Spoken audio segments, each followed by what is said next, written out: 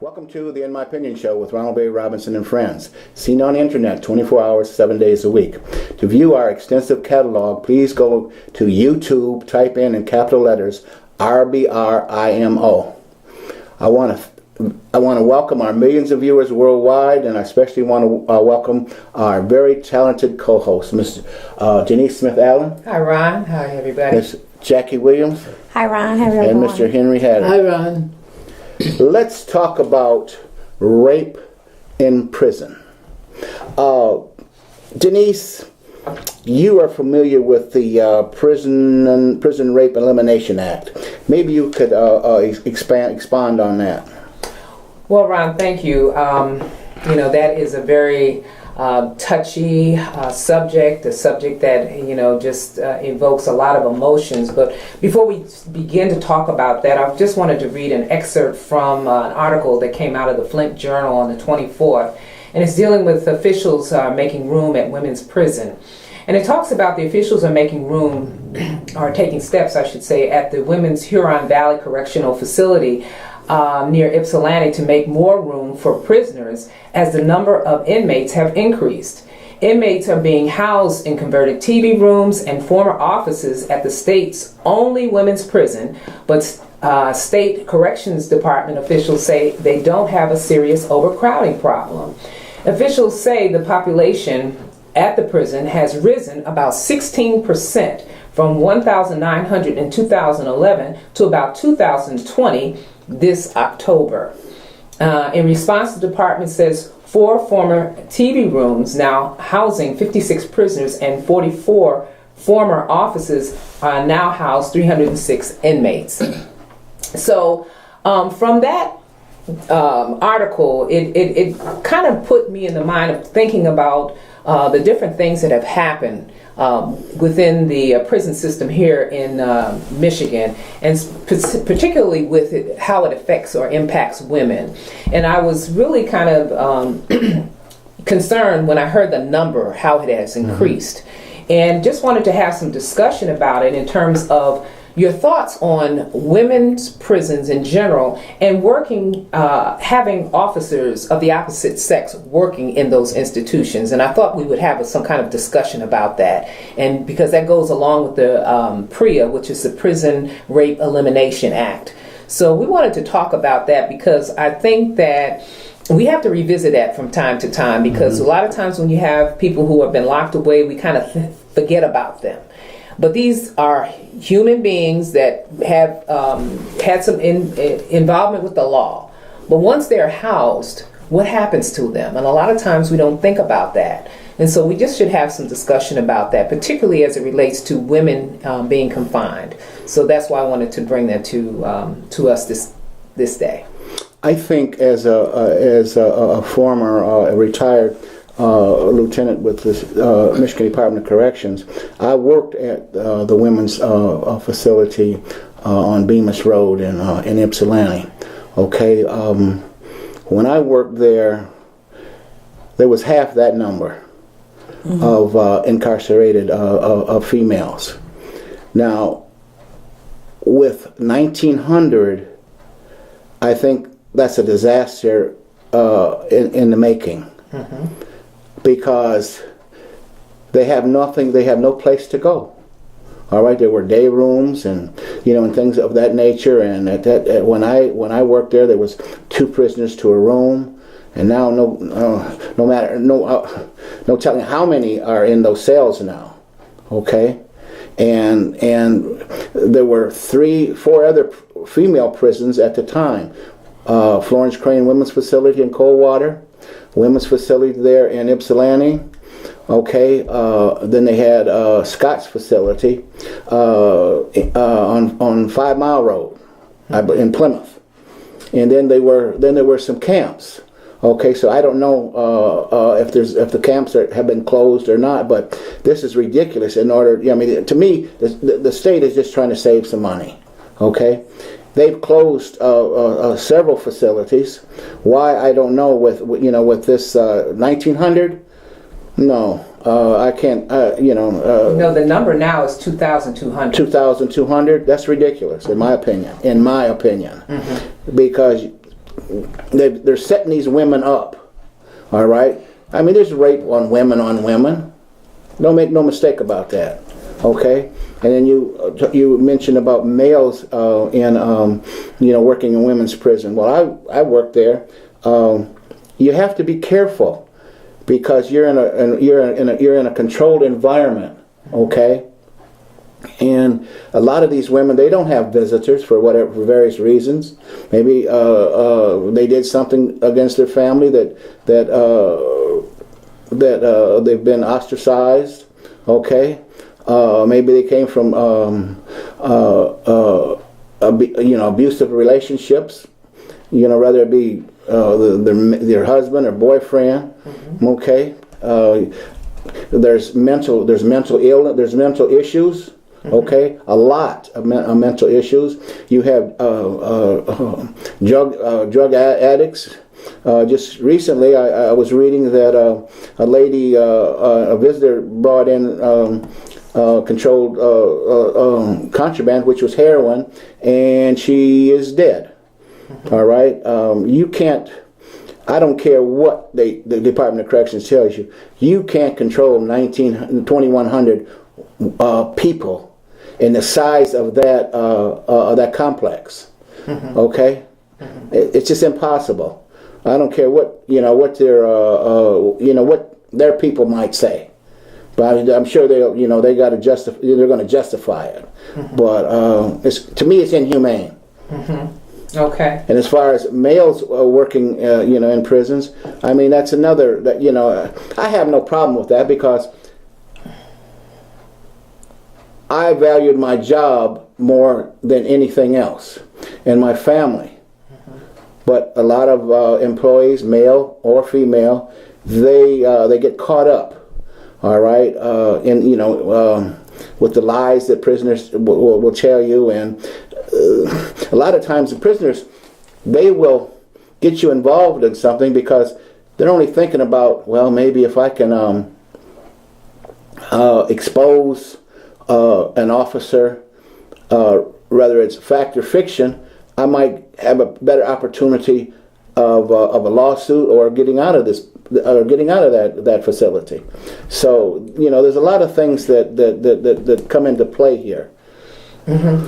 But it's interesting that you mentioned lawsuit, Ron, because in 2009 there was an actual outcome where 500 female prisoners mm-hmm. received a substantial amount of money. I mean, and there was one prisoner in particular who had been raped at least 7 or 8 times over a course of her time being locked up. Mm-hmm. And so she was awarded a substantial amount, and then the rest, they put it in a pool, and then they divided it up against mm-hmm. the other women.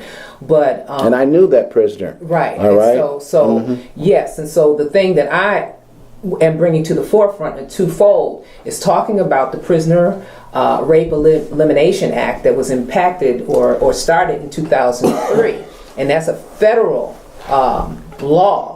And a lot of the states, and I don't know, with Michigan, we were supposed to really be working on dealing with that issue. But how has that been working? It doesn't seem to have really had the impact that it should have, particularly in light of that lawsuit that came through. And so, as I read and start looking at all the data, I start saying, is it a good thing for men to be working in the women's prison? And so my position is changing because I do understand that there's two sides of this, because as we remember in the 70s, there was all, the move for affirmative action and for women to move into positions whereas they could work, in previously male-dominated fields. And certainly as a corrections officer, that would be one of those fields. Mm-hmm. However, in light of the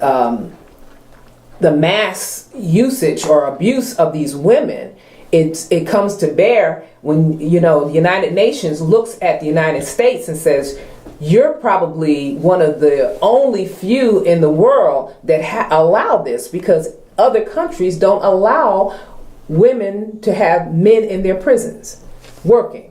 So that's the question that is being raised here. In light of all these things that have happened, particularly in the prisons here in Michigan, what should we be doing? Should we continue to allow the men to work in there, or for the women, for that matter, to be working in the men's prison? So it's a broad question, but as we kind of narrow it down to the women's prison right now, the question still remains: what should we be doing about that? Well, I wouldn't say mass abuse, but there is abuse. Okay, and I seen it firsthand. Or not actually seen it, but you're aware. During the investigations when I was working at a couple of these prisons, all right, it does occur. There's no getting around that, because you have, whether it's I really don't have a problem with men working in a female's prisons or vice versa, especially with if you try to do something else, you're going to get sued. Okay, with the laws as they are, today, and you would just hope that your staff would be intelligent enough to just do their job and leave it at that. Don't get caught up in the personal stuff and love triangles and sexual encounters and things like that. Because the vast majority of these women, they're going to come home. They're going to go home at some point. And Henry, what do you think? What are your thoughts? Well, I was hoping Jackie would have responded and let me into greater insight of this. I like what you said, Denise. I'm not as familiar with the circumstances as you are, because that's where you work and run. So you guys are subject matter experts. But I do believe that prisoners are exactly what they are. They're prisoners. They have little credibility. They can create encounters that can make an officer look bad. There may be women who, and you've already addressed this, who have sexual affinity for another woman, like men do. But, and it happens all the time. If you go into prison, you are going to be the concubine of somebody in prison, if you're a man. You're gonna, and I don't know what the incident rate is in a female prison, but I would think it would be about the same. So I believe we're a nation of laws, and the law is there to be carried out when it's broken. If a person violates the right of the other people, that person needs to be fired and pension stripped if it's found out. And unless we use the law that way, it will never work. And women have to recognize that they are criminals like men, and they're not to live in a hotel. But they must be protected, though. Yeah, we're talking about that. But we're a nation of laws, and we forget that. The only way that I see that would support such a movement to move men or to improve their condition is that they're not guilty of child abuse and not guilty of a homicide. I would release them to a more unrestrained conditions. But I don't know whether I would let them out depending on what they did. Just like men. There's some men who deserve to be in prison. They earned their way there. There's some women who deserve to be in prison because they earned their way there too. But I think that women should be protected because they are, particularly the women at childbearing years, and that's a grace that we ought to give them. And then another thing with this too is that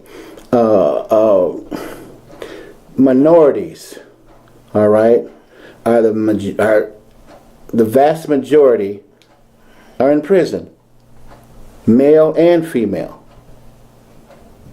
And I have a problem with that because of the laws and and et cetera, et cetera. But then you have to look at prisoners. They mirror our society. So when they go in, that doesn't mean that they might be in prison, but their lifestyles in a lot of ways have not changed. Right. Okay?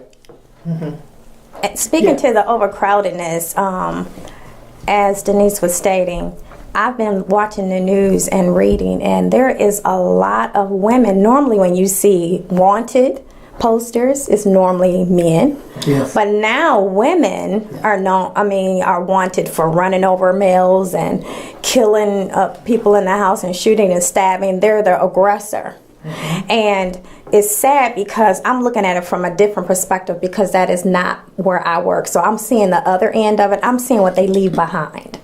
And to know that they're making these decisions that are affecting so many people. Because when they go to prison, what happens to the house? Because we know that over 70% of households are ran by the woman. So when the woman is not home, where do the kids go? What about the children? So when they go to these prisons, I know they have several programs that try to accommodate them in accessory for women or something. It's like children of prisoners. Right.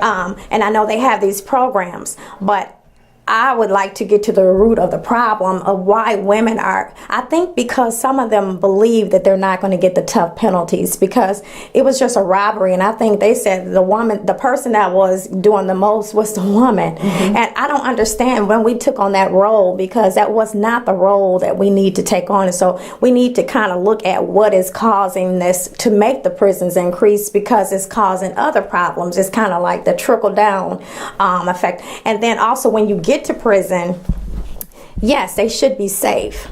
Should be safe, and they should not be at the liberties of the guards or anything else just because they're attractive or whatever they feel, and they should not have to do sexual favors to get the protection that they need. Absolutely. Absolutely. Can I Yes. just say that? Now, there's another compelling argument that I got to make here.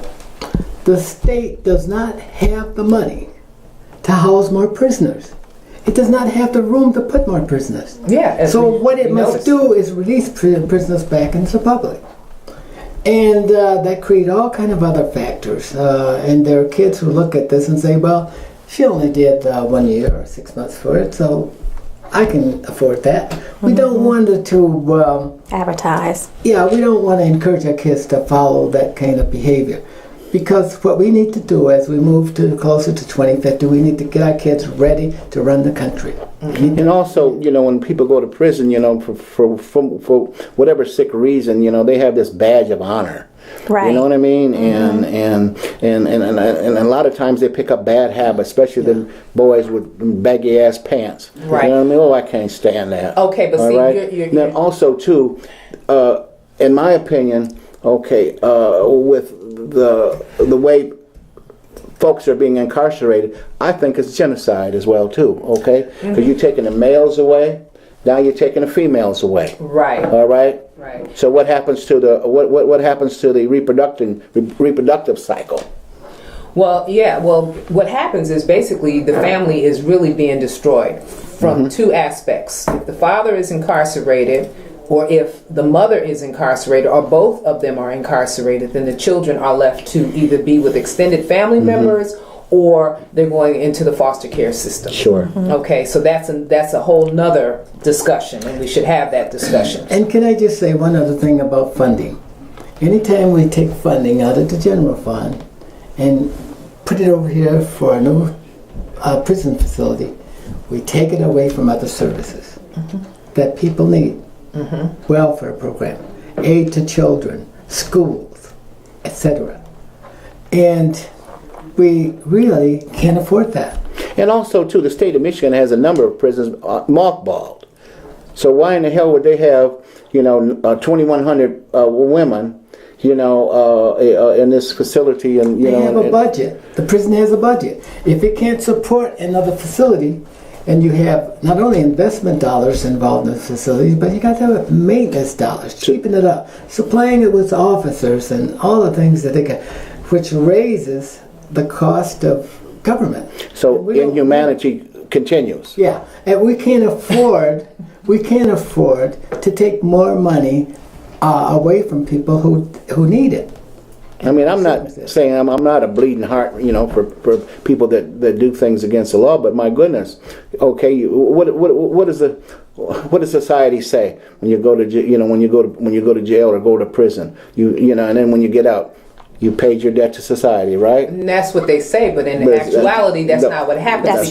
Because it continues, and it's particularly has more impact on the female, because once she gets out, she already has the stigma of being having been locked up. She's the This is what we need to work on. Okay, yes, that's what we need to. Yes, but then the other side of that too is even for housing, for assistance, and all the rest of that, they're affected even more because of that. You've identified a problem that we and that people out there understand what you just said. That's a problem we need to work on. Yes, I understand that, but what I'm saying right now, my concern is, how are these women treated while they're in there? Yeah. Now, we understand they did some things to be in there. We agree with you. Yeah. And so, but this inhumanity that goes on while they're in there, and even though there have been lawsuits with the Department of Corrections to address that, the things still continue. And even in the local jails. I was reading about Macomb County Jail, and this was here recently within the last couple of months.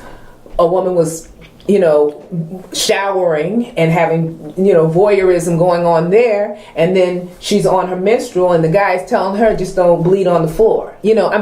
Instead of getting her what she needed to take care of that.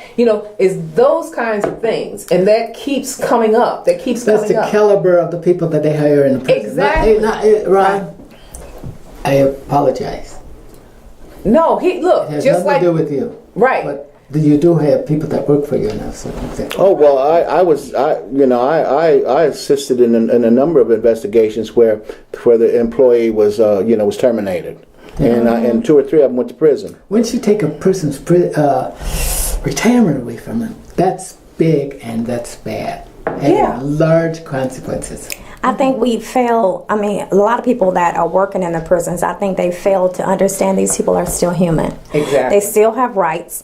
They have a lot of rights. And a lot of times they're in there reading and they're working on trying to figure out their rights. Everybody in prison is not just wasting time. You have some people that really are being rehabilitated, but you still have to treat them like human beings. And so I understand what Denise is saying. We need to make sure that the quality of life for them is correct. I mean, because you have to put yourself in that situation to understand. Like she said, they're in old classrooms and all that kind of stuff, which was not built to even house people. So you can imagine what the accommodations are. But we have a budget. You can't do anything until... But the budget is always, there is always room in the budget, because if it was the governor and he needed some money to go to some of his friends, they would go. You would take it away from welfare and schools and stuff like that. No, you could take it away from the businesses. No, you can't do that. Yes, you got can. to take a look at the budget. Michigan's budget is $45 million.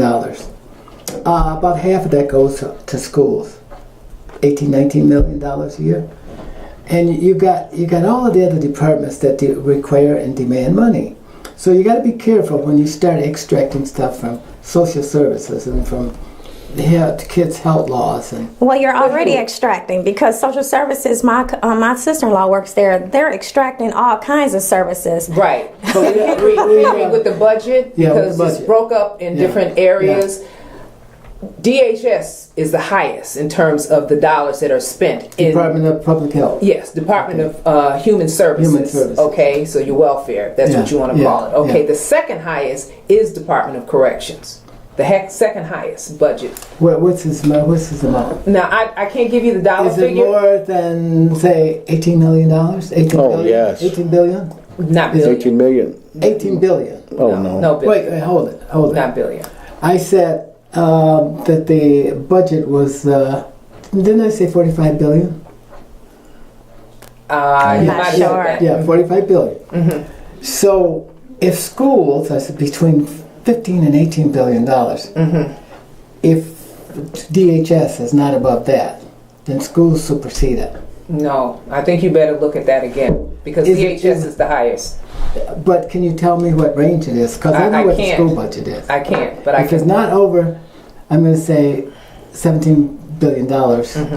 It's not as large as the school district. Okay, well, I'll bring those figures back to you next time we have this conversation. We need to talk numbers sometimes too, so that we all know where money needs to go. It needs to fit the most needed first, and that's children, healthcare, and schools.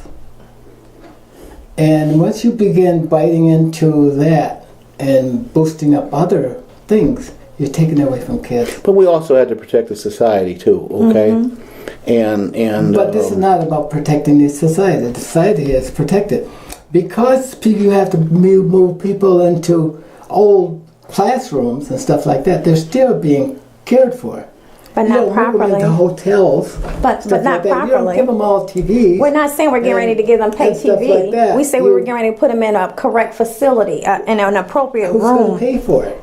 there is no way in heck that you can put 2,100 people in the area of maybe 4-block area. Well, that's what we're doing. Okay, yeah, yes, and that's, you know, and you can just, either on US 23, you can drive by the prison and see it, or you can go on Bemis Road and see the prison. All right. Already, Bill Schuette and some of the others are working on a plan to remove some of the people. No, Bill Schuette ought to go someplace. But there's a plan already, and I'm glad that you brought that there. But I'm very That plan hasn't worked thus far. You got No. all kinds of people that are. Give him a chance. Give him a chance. Well, hell, he's had what, 4 years, 5 years? How long? How much time does he have? How much time does he need? But anyway, listen. Another term. We've had a wonderful discussion on rape in women. Rape in prison on females. We will revisit this again. But this has been a wonderful, informative conversation. I want to thank Denise Smith-Allen, Jackie Williams, Henry Hatter, and especially you, our viewing audience. This is Ronald Barry Robinson and friends saying for the In My Opinion show, stay focused.